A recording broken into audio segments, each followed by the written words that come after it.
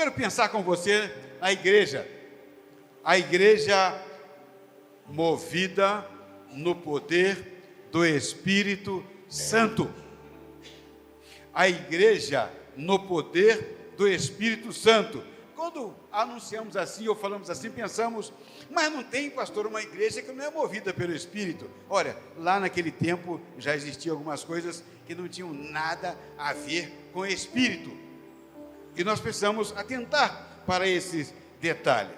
Quando você olha, por exemplo, Atos capítulo 2, nós vamos ler do 42 ao 47, e vamos entender uma série de questões, naturalmente, nesse texto, nesse contexto, e perceber uma semelhança com o que aconteceu aqui de certo tempo para cá, o que aconteceu aqui no ministério do pastor Mateus Simões, o que aconteceu, o que o Espírito derramou nesse lugar. Igreja movida pelo poder do Espírito. Atos 2, do 42 ao 47. Minha versão é NVI, e vai dizer assim: eles se dedicavam ao ensino dos apóstolos e à comunhão, ao partir do pão e às orações. Todos estavam cheios de temor, e muitas maravilhas e sinais eram feitos pelos apóstolos. Os que criam, só os que criam, mantinham-se unidos, tinham tudo em comum. Vendendo suas propriedades e bens, distribuíam a cada um conforme a sua necessidade.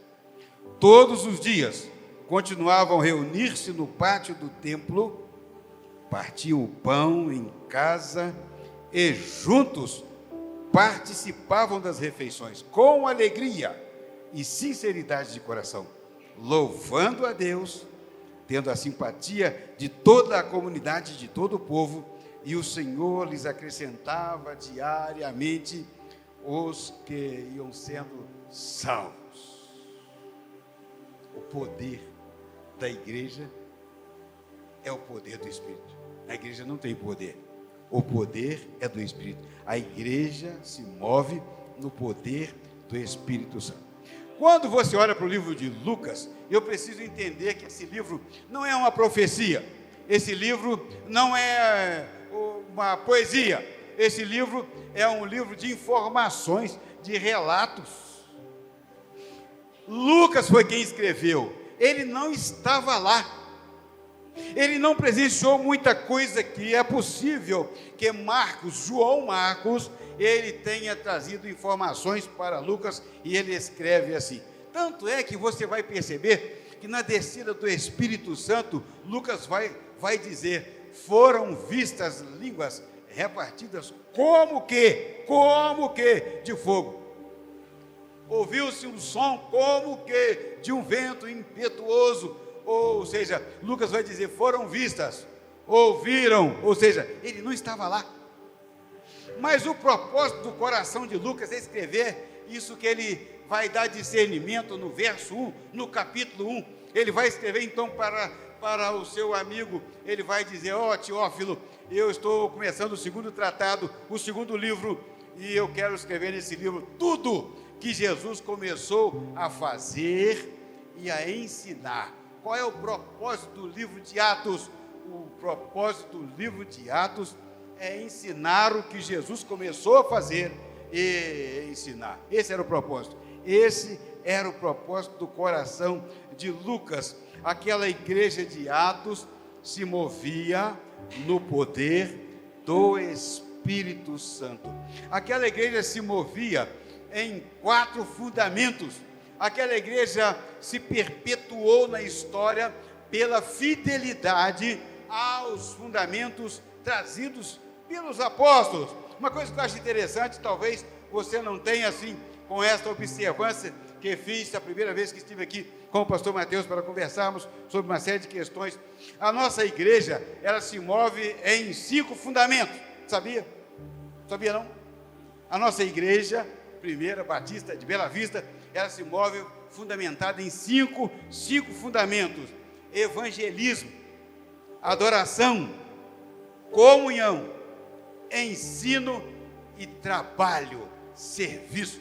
Nossa igreja está fundamentada nesses 5 propósitos. Qual é o propósito da nossa igreja? Nosso propósito é evangelizar. O nosso propósito é adorar. O nosso propósito é comunhão. Qual é o nosso propósito? O nosso propósito é ensinar e servir e trabalhar para honrar o nome do nosso Senhor. Então, quando você olha para a igreja de Atos, você vai perceber a igreja movendo sob a orientação do Espírito, no poder do Espírito, mas a igreja não estava encaixotada, a igreja não estava enlatada, a igreja não estava enjaulada, a igreja tinha assim os seus parâmetros, tinha as suas diretrizes. E uma coisa que eu amo aqui, essas meninas, nossa, você não tem noção, de outra coisa que eu quero já colocar para o seu coração. Eu sou o chorão, chorar não liga não, é assim mesmo. Mas eu fico emocionado de ver a voluntariedade, o coração na adoração. Acho espetacular. A igreja se move dirigida, orientada no poder do Espírito Santo. Bota isso no seu coração. Aquela igreja, então, ela perseverava no ensino que os apóstolos trouxeram. Se você observar esses versos, o verso 43 vai dizer que em toda a igreja, em toda a membresia da igreja primeira de Bela Vista, havia temor. Não era só na classe A, na classe B, não era só com os adultos, só com os jovens, não era só com os seminaristas da igreja, com os diáconos da igreja, em toda, diz o texto, olha o verso 43, todos estavam cheios de temor. Eles tinham medo de Deus? Não tinham medo de Deus, mas o poder da palavra introjetado em seus corações trazia para eles uma realidade de quem Deus é. Eles estavam movidos, orientados, dirigidos no poder do Espírito Santo. Perceba que esse verso 43, que havia o temor, nesse mesmo verso, vai dizer que muitos sinais e maravilhas eram operados. Como? Quando? O texto vai dizer que aqueles que criam se mantinham juntos, só os que criam. O texto vai dizer que estavam cheios de temor, nessa atmosfera, nesse ambiente espiritual, nesse ambiente seleto, para a liberdade, para que o Espírito pudesse agir. Aí havia sinais, maravilhas, aconteciam ali. Obrigado, irmão, Deus abençoe. Acontecia de uma maneira muito interessante. Uma coisa que eu gostaria que você observasse, nesses versículos que lemos, esses versículos vão trazer para mim, para o seu coração, uma certeza interessante. Deus não nos fez para uniformidade. Deus não nos fez para uniformidade. Qual que é o seu time? O meu é Flamengo. O meu é... Nós juntamos todos. Essas coisas somem do nosso coração. Você gosta de quê? Eu não venho com Giló, não. Eu não gosto de Giló, não. Mas eu amo Giló. O Senhor não nos fez para a uniformidade. O Senhor nos fez para a unidade. Lá no Evangelho de João, no capítulo 17, lá no verso 22 e 23, o Senhor Jesus já orando por nós, ele dizia: Senhor, que eles sejam um, que haja neles unidade, que eles sejam um, como somos um. Nós precisamos, e é nessa unidade, que leva a igreja ao temor. Eu sou um com você. Eu sou um com você. Nós somos um em Cristo. Nossa ideia pode divergir. Nós podemos, no campo das ideias, haver alguma divergência. Mas quando o contexto é a igreja, quando o contexto é Cristo, que haja unidade, que haja unidade em nós. Esta unidade leva a igreja ao temor. essa unidade leva-nos a crer no Senhor. Meu pai era semi-analfabeto, meu pai. E ele dizia uma coisa interessante, ele falava algumas coisas, de onde que ele tira isso? Ele dizia assim: Arnaldo, nós não precisamos crer mais em Deus. Não precisamos crer mais. Eu preciso crer mais em Deus. Não precisa. Eu preciso crer. Eu preciso crer em Deus. Quando ele dizia isso, o seu pensamento era de uma fé fragmentada, dividida, espalhada. Eu preciso unificar. Eu preciso crer. Eu preciso crer em Deus. É uma necessidade do meu coração. Vejamos esses 4 fundamentos que naturalmente a igreja permanecia nele. A igreja estava firme, a igreja estava fincada, a igreja estava amparada nesses 4 fundamentos. Diz o texto que a igreja se dedicava ao ensino. Lembra do salmista lá no Salmo 119? Escondi a tua palavra. Só eu? Você também. Você também. Essa foi uma ideia do salmista para trazer para o meu coração a necessidade de introjetar a Bíblia, colocar para dentro, ingerir a palavra, trazer a palavra para o meu coração, para assentar dentro de mim estes ensinos.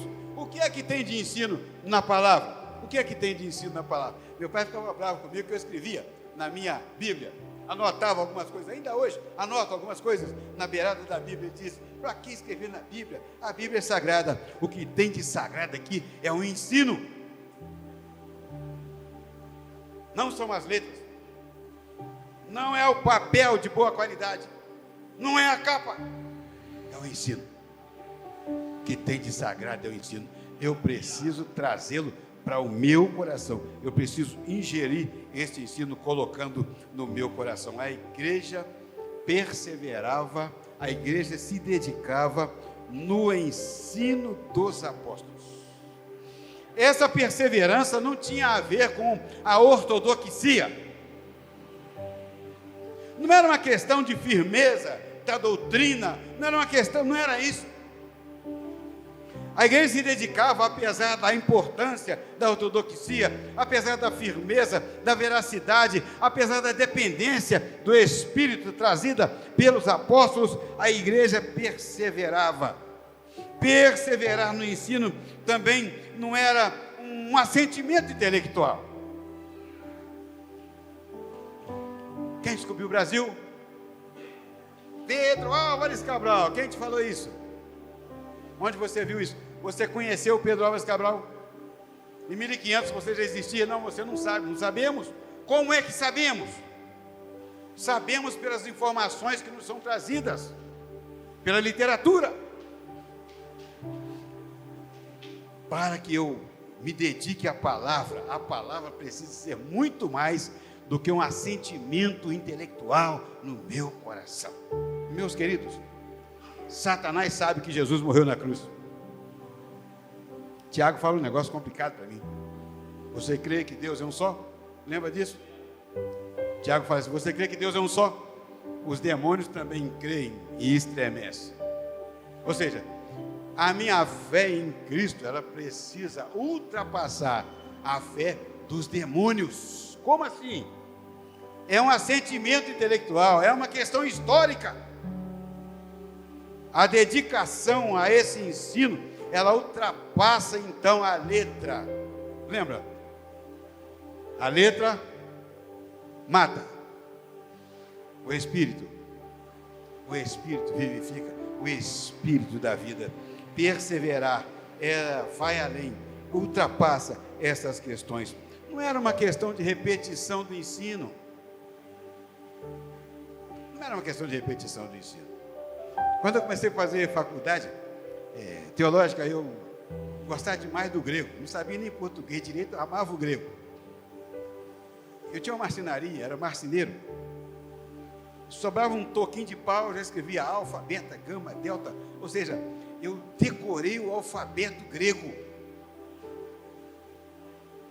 para que você persevere, para a igreja perseverar no ensino, não é uma questão tão somente de decoreba, não é decorar o ensino, não é decorar o ensino, não é tomar posse, eu preciso introjetar, eu preciso inserir essa palavra no meu coração. Uma vez inserida no meu coração, essa prática, a prática do ensino, naturalmente vai autenticar o meu apostolado.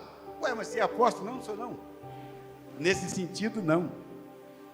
Mas você é apóstolo, cada um de nós somos apóstolos. Essa palavra significa enviado. Nós somos enviados. E a perseverança na palavra, a prática na perseverança na palavra, é que naturalmente vai autenticar o produto da minha voz, o som da minha fala, ou seja, a mensagem que eu prego, que vai autenticar o meu apostolado, essa perseverança na palavra. Nossa igreja tinha uma membresia fora da cidade, tinha um senhor lá, ele tinha uma ilha, e as pessoas gostavam demais daquela ilha, assim, lá é muito quente, o pessoal está achando calor hoje, não, está quente sim, mas só que para nós lá ainda está um pouquinho fresco. Aí o pessoal ia para a ilha do irmão João Malvino, e uma certa vez nós estávamos lá, com uma turma lá na beira do rio, tomando banho, ele chegou meio nervoso, meio chateado, a charrete parece que quebrou alguma coisa, ele chegou quase que arrastando a charrete, colocou a charrete lá e disse, sai todo mundo, sai todo mundo. Aí alguém disse, Sr. João, nós somos lá da igreja, nós somos lá da terceira igreja, Sr. João. Ele falou, não tem negócio de igreja, não tem nada. Enfiou a mão no embornal e disse assim, eu sou crente, mas a minha garrucha não é crente não. Perseverando na palavra. Percebe esse exemplo? Esse é o exemplo do Sr. João. Mas de repente alguma vez eu falhei.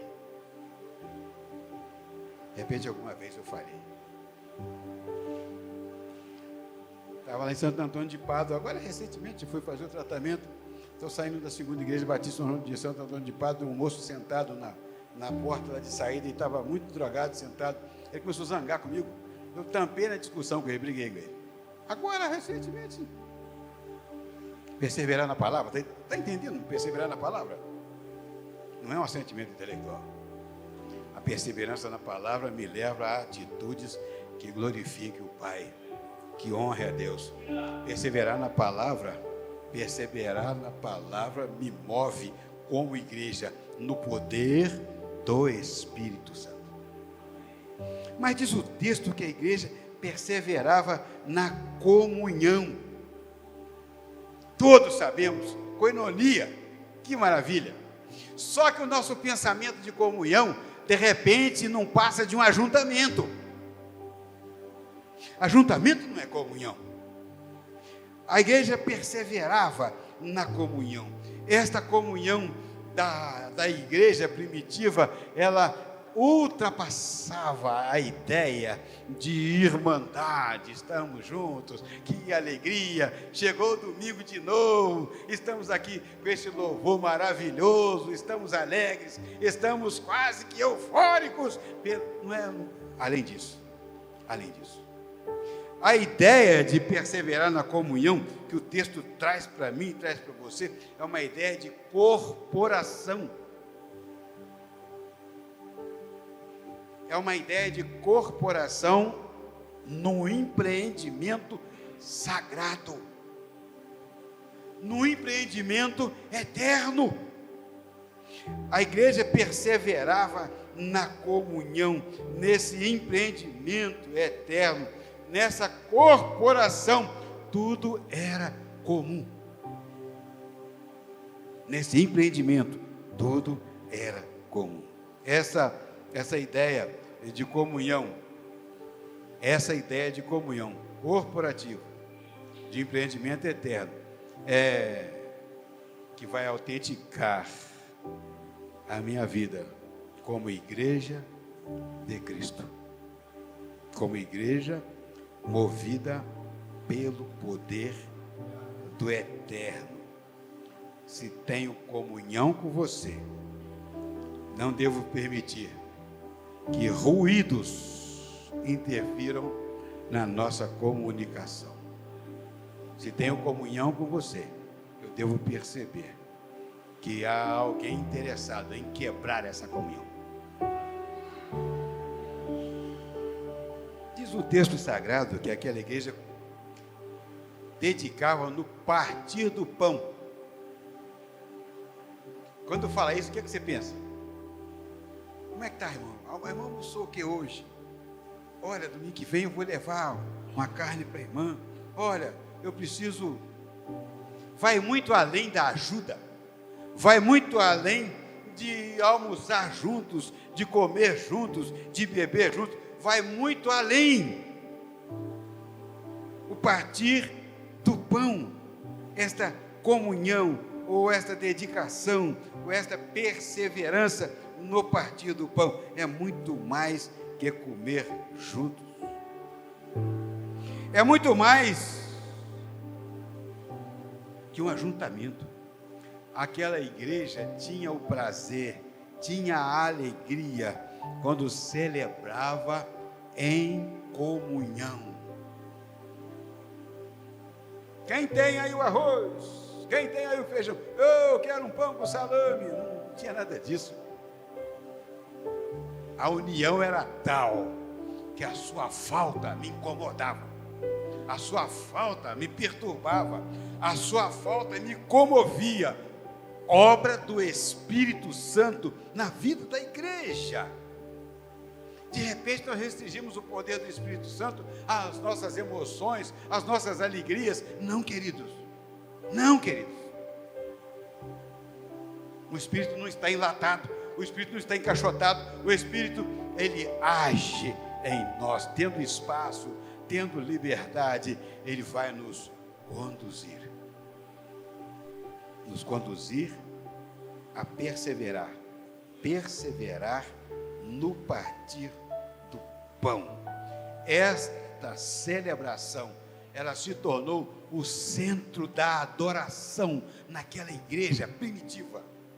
Esta comunhão se tornou o centro da adoração. Então a igreja permanecia, perseverava, se dedicava no partir do pão. E esse partir do pão, esta celebração, esta comunhão, era o centro, era o eixo, era dali que Bela Vista olhava. O que está acontecendo lá naquele lugar? Muita gente lá, as pessoas estão indo para lá. O que está acontecendo? É o partir do pão. Ou seja, as celebrações, essas celebrações em comunhão, no poder da palavra, ela naturalmente é o centro da nossa adoração. Observe só agora esse verso 42, o último quesito, são 4. A igreja perseverava na palavra, ou seja, no ensino da palavra, na comunhão, no partir do pão, nas orações. Mas a oração não tinha que ser primeiro? Fala a verdade. Tinha ou não tinha? Por várias vezes eu pensava, oração tinha que ser primeiro. A oração está aqui no final da fila. Você lembra desse texto? A fé vem pelo ouvir, e ouvir, não é ouvir oração não? Começa com a palavra. Tudo começa com a palavra. Lembra lá de Gênesis? Lembra de Gênesis?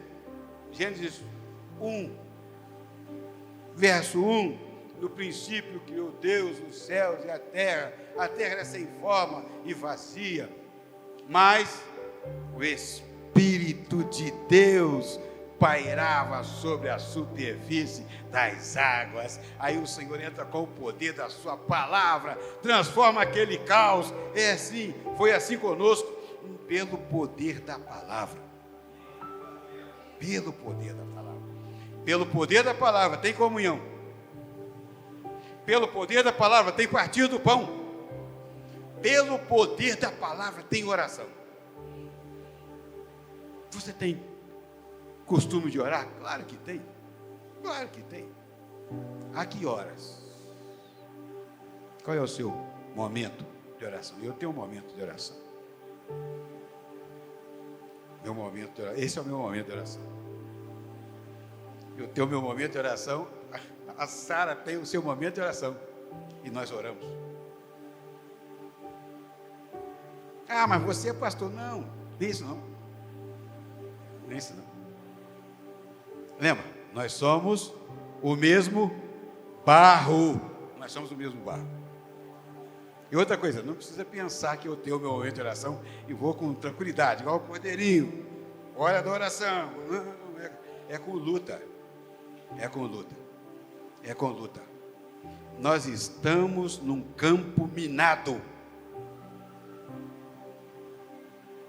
Escuta, Satanás não tem vez nem voz na sua vida, porque a sua vida é regida pelo poder do Espírito Santo. Amém?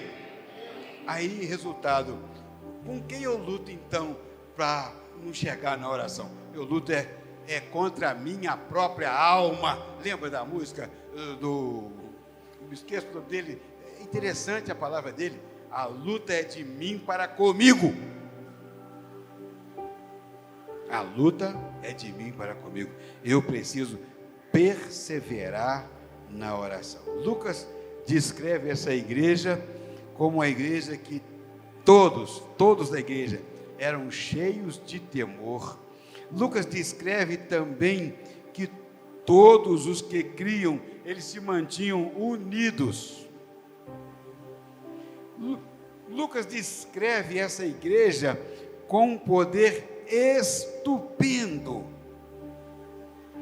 E o texto vai dizer: todos os dias continuavam a reunir-se no pátio do templo, partiam o pão, agora sim, comida, partiam o pão em casa e juntos participavam das refeições com alegria e sinceridade de coração. Ou seja, estas questões só haverá em nós se houver lugar, espaço para o Espírito Santo de Deus manobrar, dirigir, orientar, guiar. Eu preciso atentar para esses detalhes. É nessa esfera espiritual, é nessa linha espiritual, é nesse pensamento espiritual, em louvor, que a igreja atribui tudo a Deus, em oração. É com esse pensamento, é com o coração cheio desta perseverança que a igreja atribui tudo a Deus, em oração. Tudo como? Como está lá em Romanos 8, 28. Atribuímos tudo a Deus em oração. Quais são as suas lutas? Quais são as suas dificuldades? Você tem adversidade? Eu também. Sua família tem algumas lutas? A minha também. Ah, pastor, mas os meus filhos não estão comigo na casa do Senhor. Eu também tenho um filho ainda fora do contexto sagrado. Estou dizendo isso para dizer para você, a sua luta é do tamanho da minha. A minha luta é do tamanho da sua luta. Eu vou lutar. Eu vou lutar. O guerreiro do Senhor, ele cai, mas cai em pé e cai atirando. Ou seja, cai armado pelo poder do Espírito Santo. Ele cai em pé, lutando, até ver que o Senhor naturalmente vai observar, vai dirigi-lo, vai orientá-lo no poder do Espírito Santo, e daqui a pouco a sua família estará toda aos pés do Senhor. Amém? Vamos ficar de pé, vamos orar ao Senhor. Quero agradecer a Deus esta palavra, uma coisa que você coloca no seu coração, a palavra, a mensagem, primeiro ela precisa rasgar o coração de quem prega, depois trazer para que o Espírito do Senhor opere em seu coração. Sou pai de três filhos, Hudson, Ana Carolina e Alex. O Alex é filho do coração, mas é filho, tem nosso nome na sua certidão de nascimento. Alex, nós temos orado, suplicado ao Senhor. A família do Alex, toda ela morre de alcoolismo. Tem sido essa a minha oração. Toda madrugada. Toda noite. Toda noite. Incessantemente. Tenho orado pela sua vida, sem citar o seu nome. Tenho orado pela sua vida, pelo poder do Espírito. Você faz parte desta família. Tenho suplicado por esta família. Tenho colocado diante do Senhor as suas vicissitudes, a sua luta, a sua dificuldade, e suplicado para que tudo isso seja para a honra, para a glória do nosso Senhor e Salvador, Jesus Cristo. Pai Santo, Pai de amor, de infinita bondade, Deus, a sua igreja está diante do Senhor, Pai. Estamos, Pai, como igreja do Senhor, curvados ante a presença do Senhor, e nos colocamos, Deus bendito, não, Deus bendito, como que precisássemos que o Senhor nos desse ou fizesse para que crescêssemos.